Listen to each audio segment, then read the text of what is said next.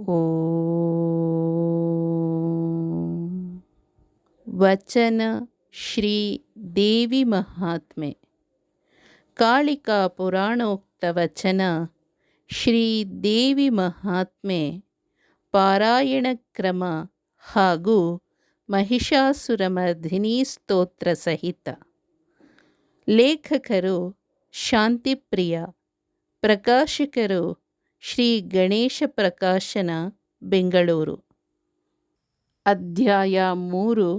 ಮಧು ಕೈಟಭ ಸಂಹಾರ.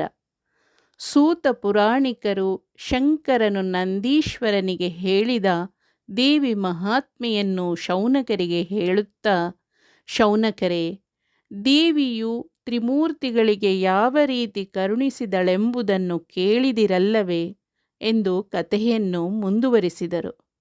ಬ್ರಹ್ಮ, ವಿಷ್ಣು, ಮಹೇಶ್ವರರು ದೇವಿಯು ತಮ್ಮನ್ನು ಅಗಲಿ ಹೋದ ಬಳಿಕ ಅದನ್ನೇ ಕುರಿತು ಚಿಂತಿಸದೆ ದೇವಿಯ ಆಜ್ಞೆಯನ್ನು ಪಾಲಿಸುವುದರಲ್ಲಿ ಮುಂದಾದರು. ಆದರೆ ಅವರಲ್ಲಿಯೇ ಒಂದು ವಿವಾದ ಉಂಟಾಯಿತು. ಆದಿಶಕ್ತಿಯು ಮೂವರಿಗೂ ಒಂದೊಂದು ಕಾರ್ಯವನ್ನು ಹಂಚಿ ಆಯಾ ಕಾರ್ಯಕ್ಕೆ ಅವರೇ ಒಡೆಯರೆಂದು ಹೇಳಿದ್ದಳು. ಇದೀಗ ಮೂವರು ಅಧಿಕಾರದ ವಿಷಯದಲ್ಲಿ ಕಚ್ಚಾಡತೊಡಗಿದರು. ಲೋಕದ ರೀತಿಯೇ ಹಾಗೆ. ಪರಮಾಧಿಕಾರ ಹೊಂದಲು ಹಾತೊರೆಯುವರು. ಅಂತಹ ಅಧಿಕಾರ ಒಬ್ಬನದೇ ಆದರೆ ಯಾರೋ ಒಬ್ಬರು ಸೂತ್ರವಹಿಸಿ ಅಧಿಕಾರ ನಡೆಸಲಡ್ಡಿಯಾಗುವುದಿಲ್ಲ. ಆದರೆ ದೇವಿಯು ಆಜ್ಞೆ ಮಾಡಿದ್ದಂತೆ ಮೂವರೂ ಒಡೆಯರಾಗಿ ಕಾರ್ಯನಿರ್ವಹಿಸಬೇಕಿತ್ತು. ಅದು ಹೇಗೆ ಸಾಧ್ಯ ಎಂಬುದೇ ಮುಂದಿದ್ದ ಪ್ರಶ್ನೆ.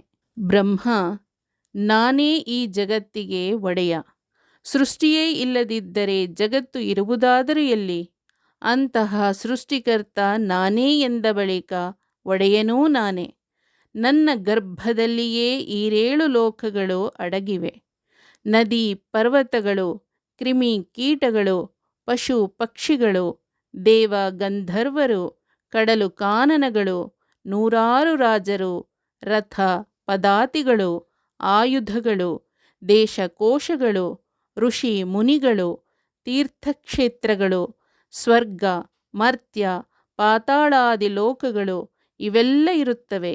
ಈ 14 ಲೋಕಗಳೂ ನಿಮ್ಮಿಬ್ಬರಲ್ಲಿ ಯಾರಿಗೂ ಇಲ್ಲ ಅಂದ ಮೇಲೆ ನೀವು ನನ್ನ ಸೇವಕರು, ನಾನೇ ಒಡೆಯ. ನಿಮಗೆ ಈ ಎಲ್ಲ ಜಗತ್ ವೈಶಿಷ್ಟ್ಯಗಳನ್ನು ನಾನು ತೋರಿಸುತ್ತೇನೆ ಎಂದು ಹೇಳಿ ವಿಷ್ಣು ಶಿವರನ್ನು ನುಂಗಿದನು.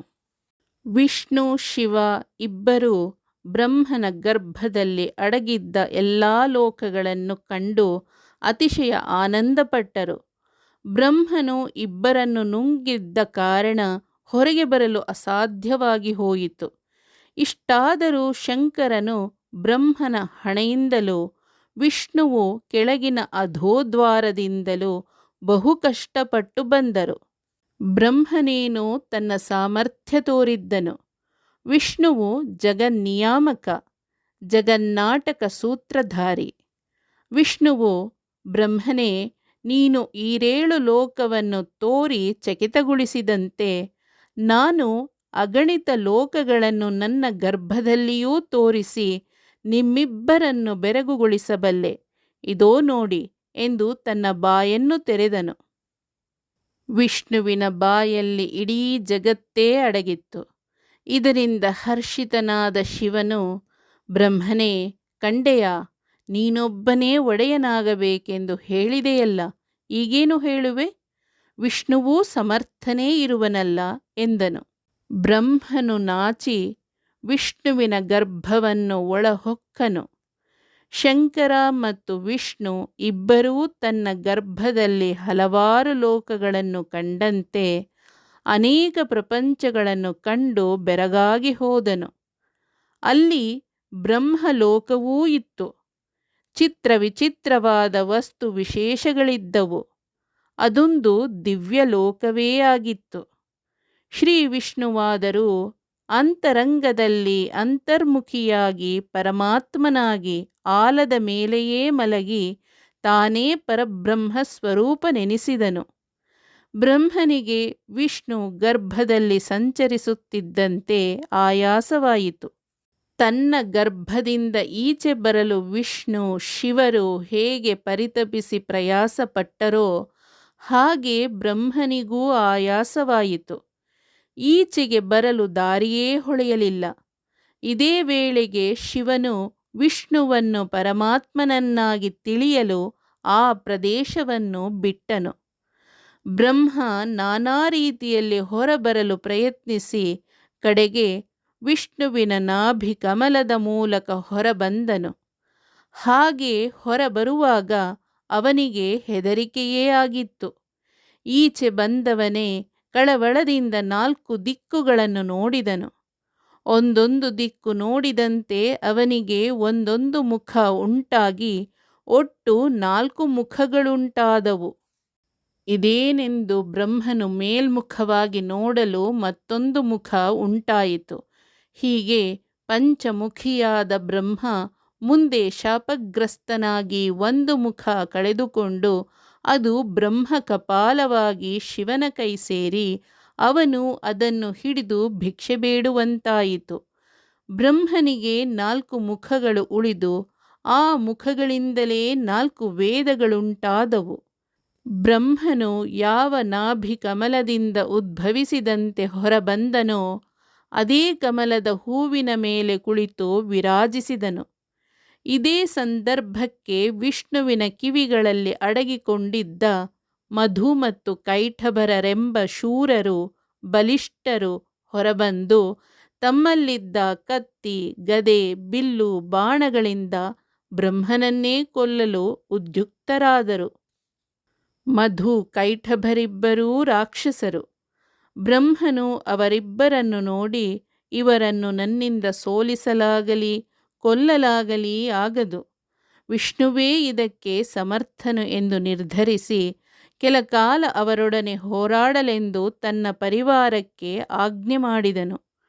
ವಿಷ್ಣುವು ಏಳದೆ ಮಧು ಕೈಠಭರನ್ನು ಕೊಲ್ಲಲಾಗದೆಂದು ಅವನನ್ನು ಎಬ್ಬಿಸಲು ನೋಡಿದನು. ಅದು ಅವನಿಂದ ಸಾಧ್ಯವಿರಲಿಲ್ಲ.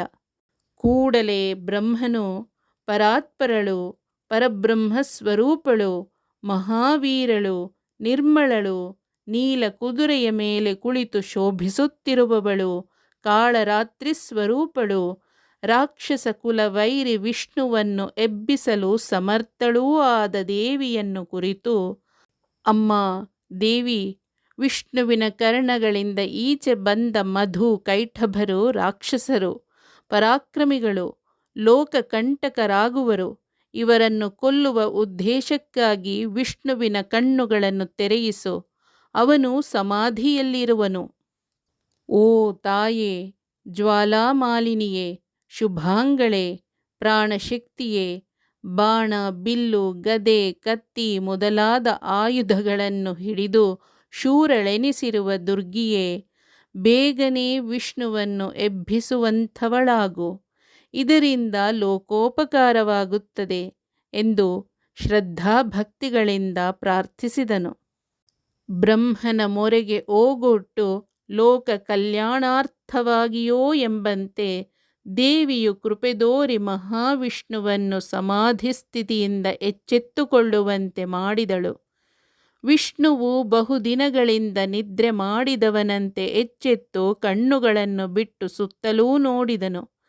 ತನ್ನ ಎದುರಿಗೆ ಕಮಲದ ಹೂವಿನ ಮೇಲೆ ಕುಳಿತಿದ್ದ ಪಂಚಮುಖಿ ಬ್ರಹ್ಮನನ್ನು ನೋಡಿ, ಬ್ರಹ್ಮನೇ, ನಾನು ಯೋಗ ನಿದ್ರೆಯಲ್ಲಿ ಪವಡಿಸಿದ್ದೆನು. ನನ್ನನ್ನು ಎಬ್ಬಿಸುವಂಥ ಪ್ರಮೇಯವಾದರೂ ಏನು ಇತ್ತು ಎಂದು ಕೇಳಿದನು. ಬ್ರಹ್ಮನು ಮಾತನಾಡಿ, ಮಹಾತ್ಮ, ಏನು ಹೇಳಲಿ, ನೀನು ಮಲಗಿದ್ದೆಯಷ್ಟೇ. ಇದೋ ಆ ಕಡೆ ಒಮ್ಮೆ ತಿರುಗಿ ನೋಡು. ನಿನ್ನ ಕರ್ಣಗಳಿಂದ ಅಡಗಿದ್ದು ಅಲ್ಲಿಂದಲೇ ಉದ್ಭವಿಸಿ ಬಂದ ಮಧು ಕೈಠಭರೆಂಬ ರಾಕ್ಷಸರು ನನ್ನ ಪರಿವಾರದೊಂದಿಗೆ ಯುದ್ಧ ಮಾಡುತ್ತಿರುವರು. ಈ ರಾಕ್ಷಸರು ಸಾಮಾನ್ಯರಲ್ಲ. ಹೀಗೆಯೇ ಬಿಟ್ಟರೆ ಇವರು ಲೋಕಕಂಟಕರಾಗಿ ಬಿಡುವರು. ಮೊದಲು ಈ ದುಷ್ಟರನ್ನು ಸಂಹಾರ ಮಾಡು. ಈ ಕಾರಣವಾಗಿಯೇ ದೇವಿಯನ್ನು ಪ್ರಾರ್ಥಿಸಿ ನಿನ್ನನ್ನು ಎಬ್ಬಿಸಬೇಕಾಯಿತು ಎಂದು ಹೇಳಿದನು. ವಿಷ್ಣುವು ಎಚ್ಚೆತ್ತು ಕಣ್ಣು ಬಿಟ್ಟವನೇ ಬ್ರಹ್ಮನ ಮಾತುಗಳನ್ನು ಕೇಳಿ ಕ್ರುದ್ಧನಾದನು. ಆತ ಬೇರಾರೂ ಆಗಿರದೆ ಮಹಾಕಾಳಿಯ ಸ್ವರೂಪವೇ ಆಗಿದ್ದನು. ದೇವಿ ಬೇರೆಯಲ್ಲ, ವಿಷ್ಣು ಬೇರೆಯಲ್ಲ. ಪ್ರಳಯ ಕಾಲದ ಅಗ್ನಿಯಂತೆ ಜ್ವಾಲಾಮುಖಿ ಸಿಡಿಯುವಂತೆ ಸಿಡಿದೆದ್ದು ಕಣ್ಣುಗಳಿಂದ ಕೆಂಡವೇ ಬೀಳುತ್ತಿದೆಯೇನೋ ಎಂಬಂತೆ ಕೋಪಾವಿಷ್ಟನಾಗಿ ಮಧು ಕೈಠಭರನನ್ನು ಸಂಹರಿಸಲು ಸುದರ್ಶನ ಚಕ್ರವನ್ನು ಹಿಡಿದನು. ಇದೊಂದು ವಿಷ್ಣು ಮಾಯೆಯೇ ಆಗಿ ದೇವಿಯ ಮಹಿಮೆಯೆನಿಸಿತ್ತು. ವಿಷ್ಣುವು ಸುದರ್ಶನವನ್ನು ಬೀಸಲು ಅದು ಗರ್ರನೆ ತಿರುಗುತ್ತಾ ಬಂದು ಮಧುವಿಗೆ ತಗುಲಿತು. ಆ ರಾಕ್ಷಸನು ಕೆರಳಿ ಕೆಂಡವಾಗಿ ಶೂಲವನ್ನು ವಿಷ್ಣುವಿನತ್ತ ಬೀಸಿ, ಇದನ್ನು ತಾಳಿಕೋ ನೋಡೋಣ ಎಂದು ಹೇಳಿದನು. ವಿಷ್ಣುವಿನ ಮುಂದೆ ಮಧುವಿನ ಆಟ ಸಾಗಲಿಲ್ಲ. ಮಧು ಎಸೆದ ಶೂಲವನ್ನೇ ಹಿಡಿದು ವಿಷ್ಣುವು ಮಧುವಿನತ್ತ ಎಸೆದನು. ಶೂಲ ತಗುಲಿ ಮಧುವಿಗೆ ಗಾಯವಾಯಿತು. ಮಧುವಿಗೂ ವಿಷ್ಣುವಿಗೂ ಕದನವಾಗುತ್ತಿದ್ದುದನ್ನು ಗಮನಿಸಿದ ಕೈಟಭನು ತನ್ನ ಗದೆಯನ್ನು ಬಲವಾಗಿ ಬೀಸಿ ವಿಷ್ಣುವಿನ ತಲೆಗೆ ಬಡಿದನು. ಆದರೆ ವಿಷ್ಣುವು ಅದರ ಏಟು ತಪ್ಪಿಸಿಕೊಂಡು ಶತಸಹಸ್ರ ಸಂಖ್ಯೆಯಲ್ಲಿ ಕೈಟಭನ ಮೇಲೆ ಬಾಣಪ್ರಯೋಗ ಮಾಡಿದನು. ಬಾಣಗಳ ಏಟಿಗೆ ತತ್ತರಿಸಿ ಹೋದ ಕೈಟಭನು ಗಟ್ಟಿಯಾಗಿ ಕೂಗಿದನು. ಅಷ್ಟರಲ್ಲಿ ವಿಷ್ಣುವು ಶೂಲದಿಂದ ರಾಕ್ಷಸನ ಎದೆಯನ್ನು ತಿವಿದುದಲ್ಲದೆ ಮಧುವಿನ ತಲೆಯನ್ನು ಗದೆಯಿಂದ ಬಂಡೆಗೆ ಬಡಿಯುವಂತೆ ಬಡಿದನು. ಆಗ ಇಡೀ ಬ್ರಹ್ಮಾಂಡವೇ ನಡುಗಿದಂತೆ ದೊಡ್ಡ ಶಬ್ದವೇ ಉಂಟಾಯಿತು. ವಿಷ್ಣುವಿಗೂ ಮಧು ಕೈಟಭರಿಗೂ ನಡೆದ ಯುದ್ಧವನ್ನು ನೋಡಲು ಆಕಾಶದಲ್ಲಿ ದೇವತೆಗಳು ನೆರೆದರು.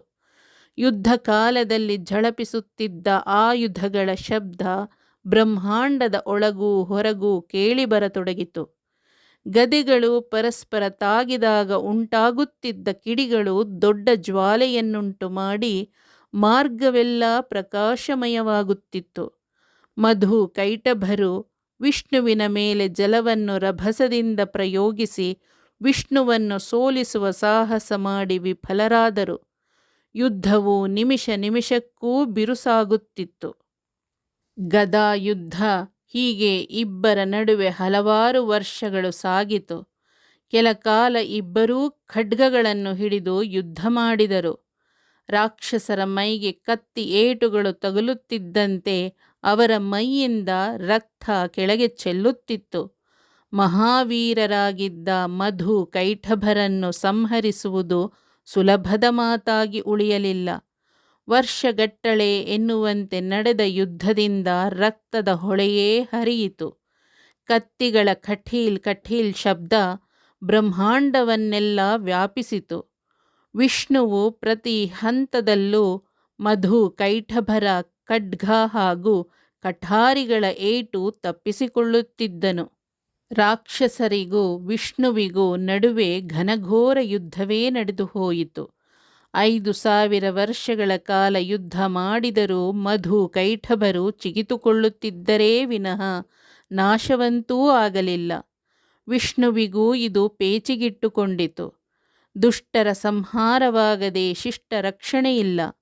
ಕಡೆಗೆ ವಿಷ್ಣುವು ಮಧು ಕೈಟಭರನನ್ನು ಕೊಲ್ಲಲು ಬೇರೆ ಉಪಾಯ ಕಾಣದೆ, ಎಲವೋ ರಾಕ್ಷಸರಿರ, ಸಹಸ್ರಾರು ವರ್ಷಗಳ ಕಾಲ ಯುದ್ಧ ಮಾಡಿ ಬಹಳ ಆಯಾಸಗೊಂಡಿರುವಿರಿ. ನಿಮಗಂತೂ ಯುದ್ಧ ಸಾಕಾಗಿದೆ.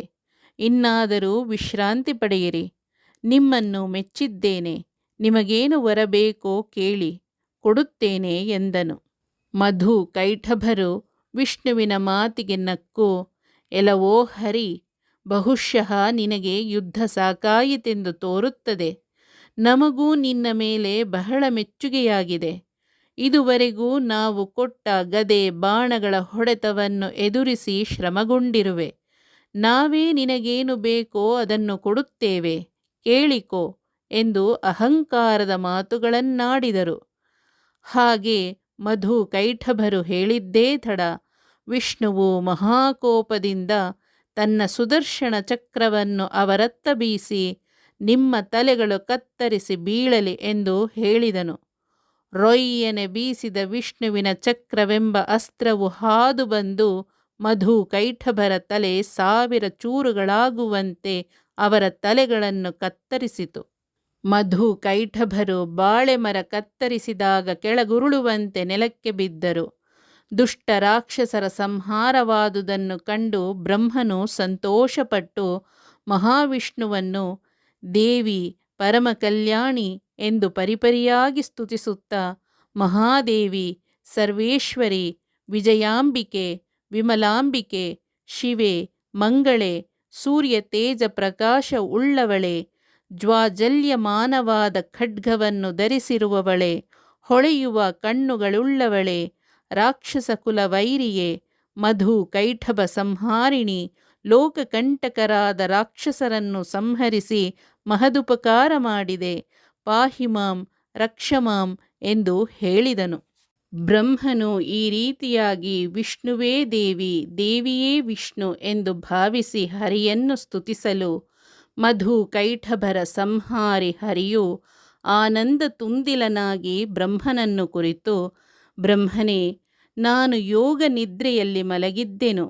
ಈ ರಾಕ್ಷಸರು ಹೀಗೆ ಎಲ್ಲಿಂದ ಬಂದರು? ನಿನ್ನನ್ನೇಕೆ ಕೊಲ್ಲಲು ಬಂದರು?